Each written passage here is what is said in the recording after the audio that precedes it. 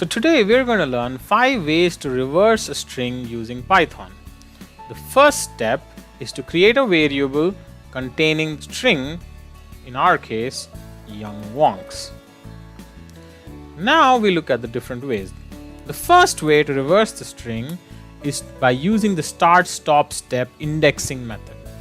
To reverse the string here, what you can do is use the variable a, and in square brackets you can say colon -1, and you will see that it has reversed the string. The second way is to use lists, and here what you'll do is you'll save the list version of the string into a new variable, and for this we will use the list function. Now that we've done this, we can take a look at the list and see that it is basically splitting up each character into an element of the list. Now you can apply the reverse method on this list, and this method works in place, so you don't have to really store it into a new variable. So now once you've done the reverse, you can print it out and you will see all the letters in reverse, but it's still a list. Now to put it all together, what you can do is make a new variable, a reverse, and you can use the join method where you say empty quotations dot join parentheses a underscore list.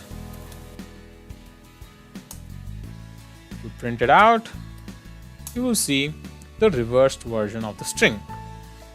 Now let's take a look at the next method. Now this is called reverse iteration, and here we start off with an empty string for the reversed version of the string, and we step through the original string one at a time and keep adding it on to the left. So what you can do is say for I in A, and inside it you can say a rev is equal to I plus a underscore rev.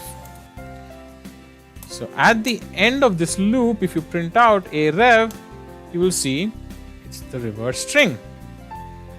The third method is to use the reversed function that is built into Python.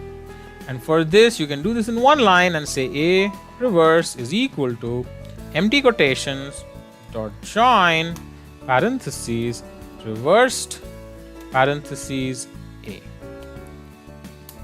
And if you print out a reverse, you will see it is again the reversed version of the string.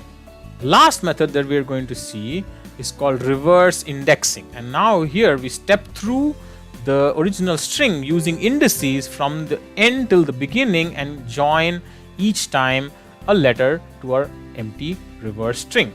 So we created an empty reverse string, and now we're going to loop over the original string for I, and in this time we're going to say range. We're going to begin all the way at the end, so we will say length of a minus 1 because the index of the last one is going to be 1 lesser than the length.